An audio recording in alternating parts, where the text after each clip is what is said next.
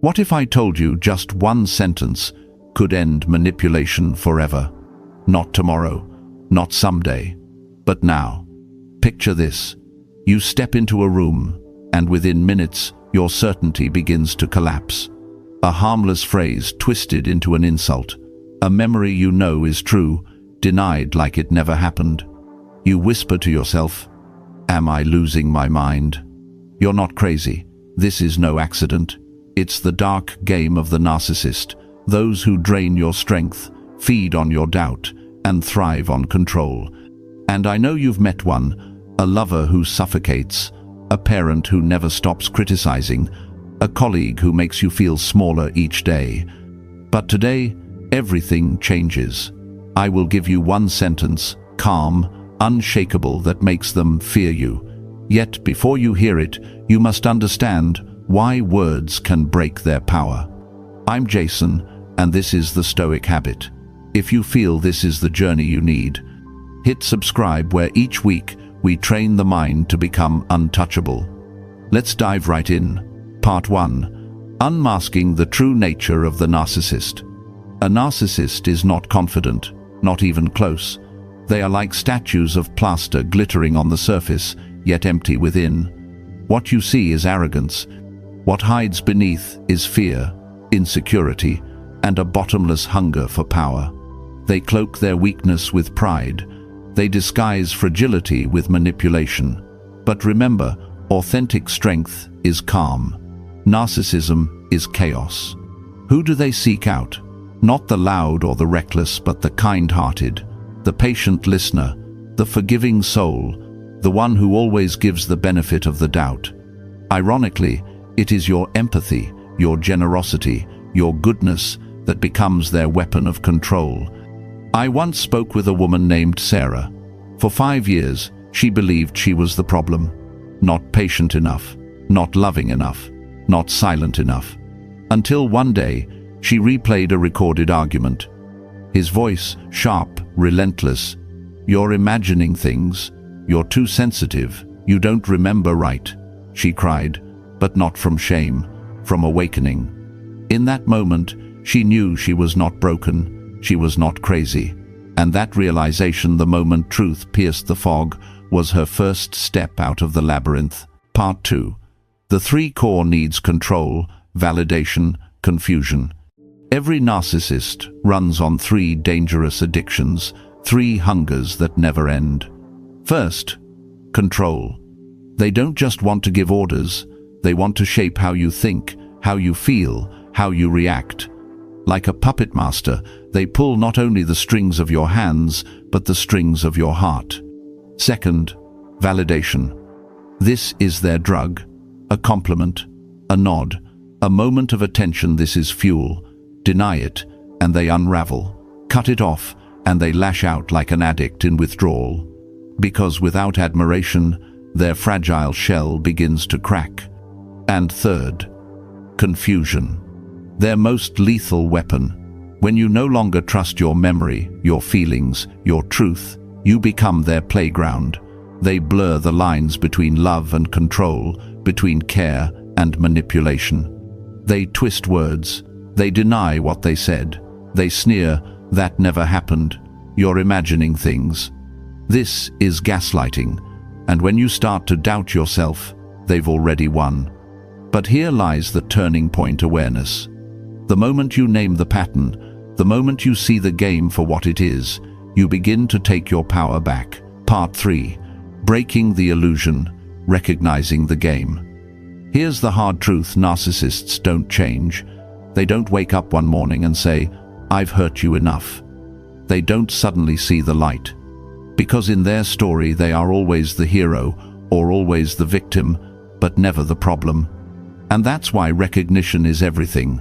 Once you see the pattern, you stop blaming yourself. Once you see the strategy, you stop playing their game. Think of it like this. You've been trapped in a theater. The lights are bright. The stage is loud. They perform their role, gaslighting, blaming, twisting. But then suddenly the curtain lifts. You see the wires. You see the script. You see the trick. That's the moment awareness strikes. And in that moment, their power begins to fade. Remember the words of Marcus Aurelius. If someone does wrong, the harm is theirs, not yours. The insult is theirs, the cruelty is theirs, the lies are theirs.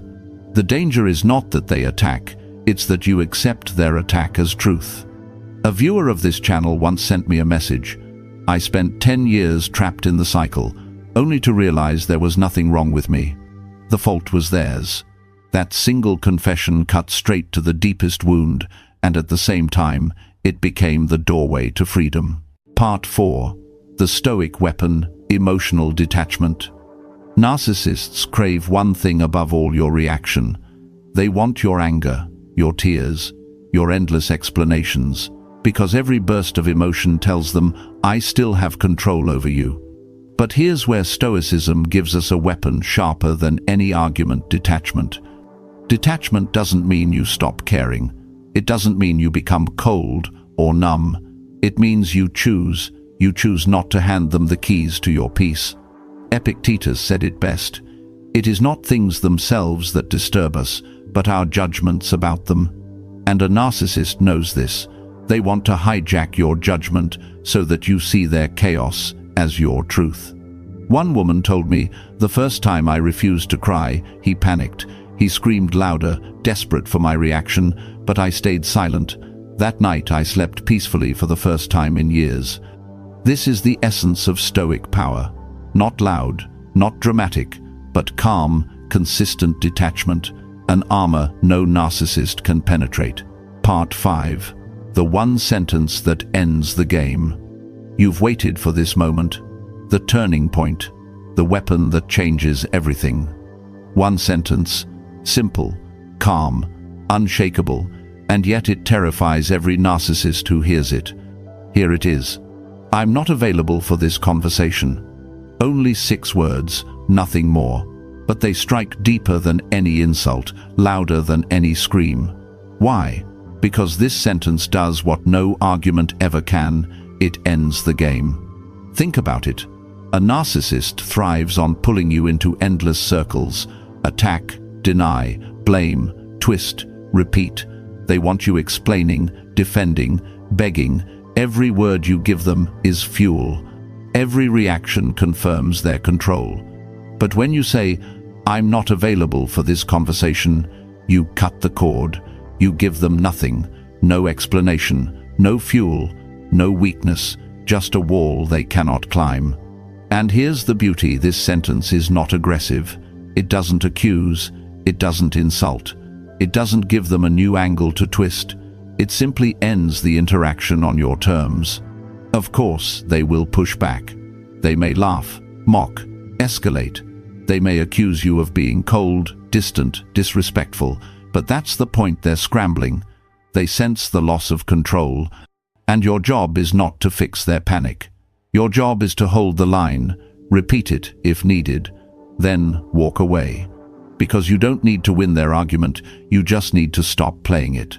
Every time you use this sentence, you reclaim your energy. Every time you refuse to explain, you reinforce your boundary. And with each repetition, you grow stronger, calmer, freer. This one sentence is more than words. It is a declaration, a signal to yourself and to them that your peace is no longer up for negotiation. Part 6. Why this sentence works. A narcissist survives on one thing: emotional engagement. They throw bait, they provoke, they wait for your reaction, because your reaction is their fuel. Your anger, your tears, your endless explanations, that's the oxygen they breathe. But the moment you say, I'm not available for this conversation, you cut the line, you starve them, you deny them the very substance they need. And suddenly they are empty, powerless, terrified. Seneca once wrote, "The one who masters himself is free, even in prison." That is the essence of this sentence. It is not just refusal, it is self-command. It is the power to decide when to speak, when to stay silent, and when to walk away. I knew someone who tried it. The attack began accusations, insults, sharp words, but she stayed calm. Her voice steady. "I'm not available for this conversation." He laughed, mocking her composure. He tried again, louder, crueler. She repeated, same tone, same calm. In the end, he slammed the door and stormed out, but she remained standing, unshaken for the first time in years. That is the shift. Not rage, not revenge, but unmovable calm. Yet, remember, one sentence alone is not enough. Its true power lies in consistency, because the narcissist will test you again. Harder this time. They will escalate. Or they will play weak, play broken, play victim, just to lure you back in. And here, the Stoics give us the answer: build your inner fortress. Each time you hold your ground, you lay another stone. Each time you refuse to react, you strengthen the walls. Until one day you realize nothing can break through. And the most powerful part? You don't need to expose them. You don't need to scream, "You're a narcissist." You don't even need to fight. You simply stop playing. Victory is not crushing them. Victory is reclaiming your life. Marcus Aurelius said it best: the best revenge is not to be like your enemy. You don't need to become cruel. You don't need to mirror their poison. You only need to walk free. Because the moment you master yourself, the game ends. Conclusion: if you are trapped in a toxic relationship, remember this: you are not crazy. You are not weak. You only need to reclaim control. Sometimes freedom begins with a single line: I'm not available for this conversation. Speak it. Stand by it. Watch how quickly the mask of power falls when they realize you are no longer their prey. If this message resonates like this video, share it and subscribe for more Stoic wisdom. And in the comments, write just one word: freedom.